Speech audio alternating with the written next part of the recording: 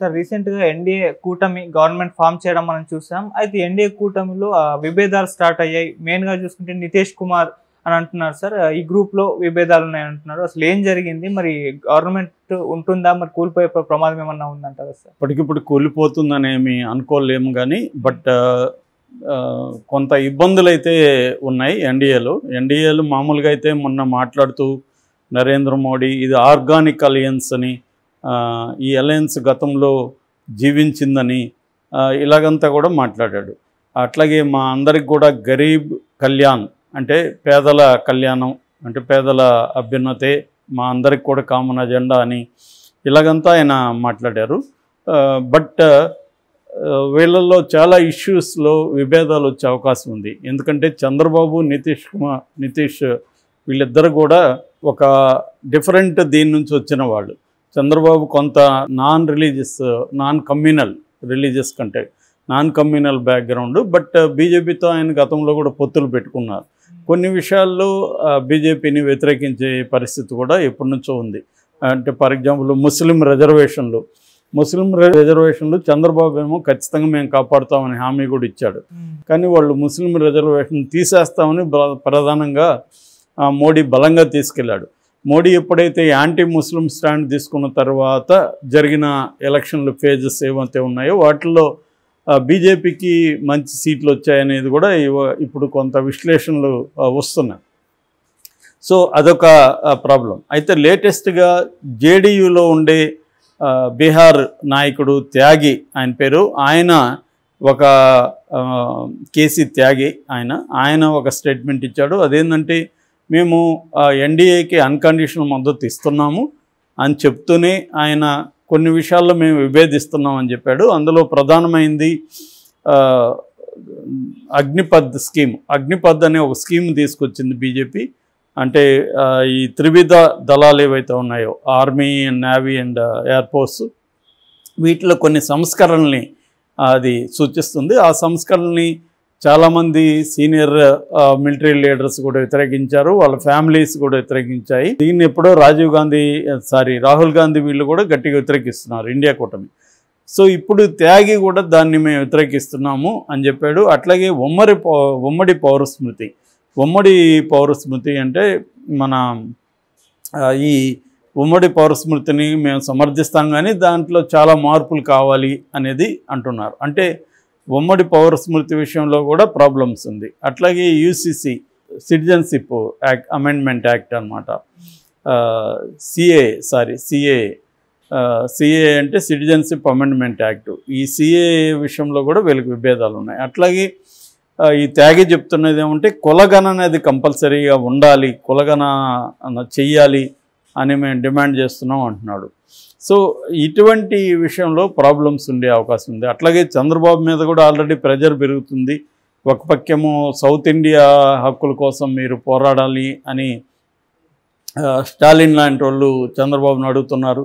ఎందుకంటే ఇప్పుడు జనాభా బేస్ మీద ఫండ్స్ని అలొకేట్ చేసే ఉద్దేశంలో బీజేపీ ఉంది. అటువంటి అలొకేషన్లో కానీ వస్తే సౌత్ ఇండియా దెబ్బతినే అవకాశం ఉంది. ఎందుకంటే సౌత్ ఇండియా స్ట్రిక్ట్గా జనాభా నియంత్రణ అమలు చేస్తుంది, నార్త్ ఇండియా అమలు చేయట్లేదు అనేది ఎప్పటి నుంచో విమర్శలు ఉన్నాయి. ఆ రకంగా జనాభా ప్రాతిపదిక మీద కానీ ఫండ్స్ అలొకేషన్ కానీ పెడితే సౌత్ ఇండియా ఇబ్బంది పడే అవకాశం ఉంది. దాన్ని ఖచ్చితంగా చంద్రబాబు వ్యతిరేకించాల్సిన అవసరం ఉంటుంది. ఎందుకంటే చంద్రబాబు మీద కూడా ప్రెజర్ పెరుగుతుంది. అట్లాగే లోక్ జనశక్తి అంటే మన చిరాగ్ పాస్వాన్ తను కూడా కొన్ని డిమాండ్లు చేస్తున్నాడు. తను కూడా కులగణన అనేది కంపల్సరీగా చేయాలి, బట్ డేటా పబ్లిక్ చేయాల్సిన అవసరం లేదు. పబ్లిక్ చేస్తే ప్రజల్లో అల్లకల్లోలం వస్తుంది, కులాల వారిగా విడిపోయి కొట్టుకుంటారు. డేటా ప్రజల్లోకి వద్దు కానీ కులగణన అయితే కంపల్సరీ అవసరం. ఎందుకంటే ప్రభుత్వం దగ్గర ఈ డేటా ఉంటే ఆ డేటాను బట్టి ప్రభుత్వం వివిధ స్కీముల్ని వివిధ కులాలకి అప్లై చేయడానికి కుదురుతుందనేది ఆయన కూడా డిమాండ్ చేస్తున్నారు. సో ఇది బేసిక్గా కొన్ని భావజాలపరమైన విభేదాలకు సంబంధించిన అంశాలు. కాకపోతే మోడీ వీటి మీద కూడా ఏవైతే విభేదాలకు సంబంధించిన అంశాలు ఏవైతే ఉన్నాయో వాటి మీద మోడీ కూడా పట్టుబట్టే అవకాశం అయితే ఇప్పుడు కనబడలేదు. సో పట్టువిడుపులతో మోడీ వెళ్ళాల్సిన అవసరం ఈ 10 ఏళ్లలో మోడీ ఏంటంటే ఎవరికి సరెండర్ కాకుండా, ఎవరితో కాంప్రమైజ్ కాకుండా తను అనుకున్నది చేసుకుంటూ వెళ్ళాడు. ఈవెన్ బీజేపీలో కావచ్చు, సంఘ పరివార్లో కావచ్చు, ఆర్ఎస్ఎస్ లాంటి సంస్థను కూడా మోడీ కొన్ని విషయాల్లో పక్కన పెట్టేశాడనేది చెప్తారు. ఆర్ఎస్ఎస్ కూడా దాని పట్ల కొంత అసంతృప్తి ఉందనేది చెప్తారు. ఇంకా మిగతా బీజేపీలో కూడా ఏ నాయకుడిని ఆయన కన్సిడర్ చేయడం కానీ ఇది లేదు. ఎంతసేపు మోడీని ఒక బ్రాండ్గా తీసుకొచ్చి మోడీ చుట్టూనే మొత్తం అల్లిన పరిస్థితి మనకు కనబడుతుంది. అంటే మోడీ మోడీ మోడీ అని. సో అలాంటి ఇది ఇప్పుడు ఆయన అదే ఎవరో కూడా మీమ్స్ కూడా మొదలుపెట్టారు. ఐ అనే దాన్ని కిందకి దోసేసి ఉయ్ అనే దాన్ని పైకి తీసుకురావాల్సిన అవసరం ఉందని. ఇప్పటివరకు మోడీ ఐఏ మాత్రమే తెలుసు. ఇప్పుడు ప్రతిసారి బాబు నితీష్ అని మాట్లాడడం మొదలుపెట్టాడు. ఆయన స్పీచ్ల్లో కూడా చంద్రబాబు నితీష్ అనే పేర్లు ఎక్కువ వాడుతున్నారు. అట్లాగే ఇంకా మిగతా చిన్న పవన్ కళ్యాణ్ లాంటి చిన్న చిన్న పార్టీలు కూడా ఉన్నారు. 2, 3, 4, 5 అలాగా ఉన్న వాళ్ళు కూడా ఉన్నారు. సో వీళ్ళందరి డిమాండ్లు కూడా చేయాలి. ఇది భావజాలపరమైంది. అది కాకుండా పర్సనల్ విషయాలు అంటే ఈ పార్టీలు ఫర్ ఎగ్జాంపుల్ మంత్రివర్గంలో ఏమేమి డిమాండ్ చేస్తున్నాయి. తెలుగుదేశం ఏమో దాదాపు ఒక 6 శాఖల్లో కనీసం 3 క్యాబినెట్ ర్యాంకు, 3 స్టేట్ ర్యాంకు ఈ మంత్రుల్ని డిమాండ్ చేస్తున్నట్టుగా వాళ్ళు అడుగుతున్నారు. జలశక్తి కావచ్చు, వ్యవసాయం కావచ్చు, ఏంటి కీ శాఖలు, ఆకాశయానం కావచ్చు, ఇలాంటివి. ఎందుకంటే కొన్ని ఫండ్స్ని తెచ్చుకోవాలి కేంద్రం నుంచి అంటే వేరే వాళ్ళు మినిస్టర్లుగా ఉంటే ఇబ్బంది అవుతుంది. ముఖ్యంగా ఇప్పుడు ఫర్ ఎగ్జాంపుల్ మనకి పోలవరాన్ని కేంద్ర ప్రాజెక్ట్, అది జాతీయ ప్రాజెక్టు, పోలవరానికి ఫండ్స్ వాళ్ళు ఇస్తే కానీ అది కంప్లీట్ కాదు. సో దానికి ఫండ్స్ తేవాలంటే అక్కడ జలవనరుల శాఖ మందే ఉంటే మనకు ఈజీ అవుతుంది అనేది చంద్రబాబు ప్లాన్. దీనికి కాంపిటీషన్ ఉంది. ఆల్రెడీ నితీష్ కుమార్ కూడా ఈ శాఖలను కొన్ని అడుగుతున్నారు. ఆల్రెడీ కుమారస్వామి అసలు మా పార్టీనే వ్యవసాయ పార్టీ, వ్యవసాయ ఆధారంగానే మేము పనిచేస్తుంటాము, సో కాబట్టి మాకు వ్యవసాయ శాఖ కావాలని మేము కోరుకుపోతున్నామని ఆయన కూడా ప్రకటించాడు. ఇలాగా శాఖలకు సంబంధించి వీళ్ళ మధ్య గొడవలు వచ్చే అవకాశం ఉంది. దీన్ని ఎలా ఈ డిస్ప్యూట్స్ని మోడీ పరిష్కరిస్తారనేది వెరీ వెరీ ఇంపార్టెంట్. ఇక ప్రత్యేక హోదా ఆంధ్రప్రదేశ్ అసలు మోడీ నుంచి చంద్రబాబు బయటకు వచ్చిందే ప్రత్యేక హోదా ఇవ్వలేదని 2018లో. ఇప్పుడు మళ్ళీ మోడీతో ఎందుకు కలిసామనే దానికి కూడా ఆయన ఏమి చెప్పలేదు. రాష్ట్రానికి కావాల్సిన ప్రయోజనాలు తీసుకురావడానికి కలుస్తున్నాను అన్నాడు. నిజానికి అప్పుడు ఏమనుకున్నారంటే మోడీ అబ్సల్యూట్గా అధికారంలోకి వస్తాడు, మోడీతో మంచిగా ఉంటే మనం కొన్ని పనులు చేసుకోవచ్చు అనేది చంద్రబాబు అప్పుడు అనుకున్నది, చెప్పింది కూడా.